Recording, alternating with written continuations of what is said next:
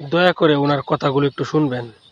এরকম ভুক্তভোগী আপনি আমি হতে পারি একদিন। পুলিশ কর্মকর্তাকে আমি জিজ্ঞাসা করলাম চিঠিটা কিভাবে দিলে প্রধানমন্ত্রীর কাছে যাবে। বলতেছে ফকিনীর বাচ্চারা, এখানে কি প্রধানমন্ত্রী তোমাদের জন্য সাহায্য নিয়ে বসে আছে? আমি বলছি স্যার এভাবে কেন কথা বলতেছেন? উনি পট করে আমার হাত থেকে চিঠিটা নিয়ে টান দিয়ে ছিঁড়ে ফেলছে। আমি যেহেতু লেখাপড়া জানি না, সেই ক্ষেত্রে আমি মোবাইল বের করে ওনার ছবি নিতে চাইছি। তখন উনি আমার মোবাইলটা ধরে আছাড় দিছে। আমার নাম তুষার, আমি চট্টগ্রাম থেকে আসছি। প্রধানমন্ত্রীর সাথে দেখা করার আশা করে আসছিলাম, কারণ বিভিন্ন মিডিয়াতে দেখছি প্রধানমন্ত্রী সবার সাথে কথা বলে। এই আশা করে আসছি যে হয়তো আমিও ওনার সাথে কথা বলতে পারবো। বিগত 1 মাস ধরে ওনাকে আমি চিঠি পাঠাচ্ছি, ইমেল করতেছি বিভিন্ন ইমেল আইডিতে, কোনোভাবে ওনার দৃষ্টিতে আসা যায়।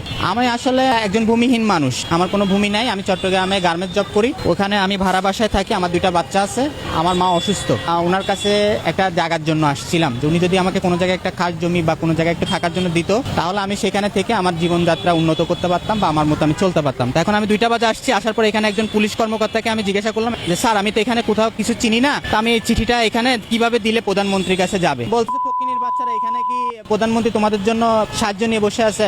আমি বলছি স্যার এভাবে কেন কথা বলতেছেন? কারণ উনি পুলিশ, ওনাকে তো আমি খারাপ কিছু বলতে পারবো না। তো উনি পট করে আমার হাত থেকে চিঠিটা নিয়ে টান দিয়ে ছিঁড়ে ফেলছে। ছিঁড়ে ফেলার পরে আমি যেহেতু লেখাপড়া জানি না, সেই ক্ষেত্রে আমি মোবাইল বের করে ওনার ছবি নিতে চাইছি। তখন উনি আমার মোবাইলটা ধরে আছাড় দিছে। সচিবালয়ের 3 রাস্তার মোড়ের সামনে সোনালী ব্যাংক, ওখানে যে সাইনবোর্ডটা আছে এখানে তারেক রহমান স্যার, ওনার সাথে আমি দেখা করতে পারি নাই।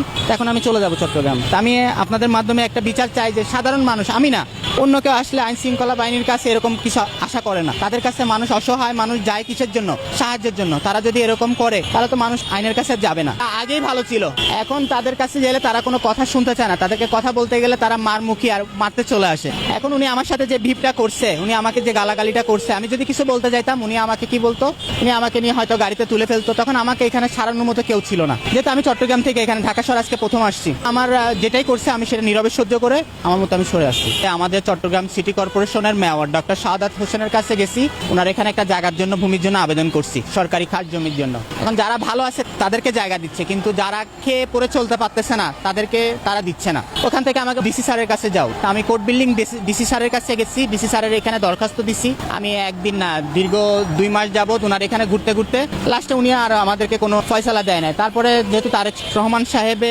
সবার সাথে কথা বলে, সিগনালে দাঁড়ালে ওনার সাথে মানুষের কথা বলে, উনি সবার সাথে কথা বলে, ওনার আন্তরিকতা ভালো, সেটা দেখে ওনার কাছে আমি চিঠি পাঠাইছি, ইমেল করছি। তাই এখন যেহেতু কোনোভাবে আমি কোনো পাই নাই, রেসপন্স পাই নাই, সেজন্য আমি এখানে আসছিলাম, যদি নিজের সশরীরে দেখা করা যায়। সাধারণ মানুষ আইন শৃঙ্খলা বাহিনীর কাছে যায় কেন? নিরাপত্তা পাওয়ার জন্য কিংবা কোনো কিছু সাহায্য চাওয়ার জন্য। সাহায্য না করে উল্টো তারা মানুষকে অত্যাচার করে, গরিব অসহায়কে অত্যাচার করে। তারা কিন্তু জনগণের টাকায় কিন্তু বেতনভুক্ত চাকরি করে। সরকার কিন্তু তাদেরকে বেতন দেয় জনগণের খেজমত করার জন্য, জনগণকে অত্যাচার করার জন্য না। ভাই, কার কাছে গেলে বিচার পাবো আপনি বলে যান।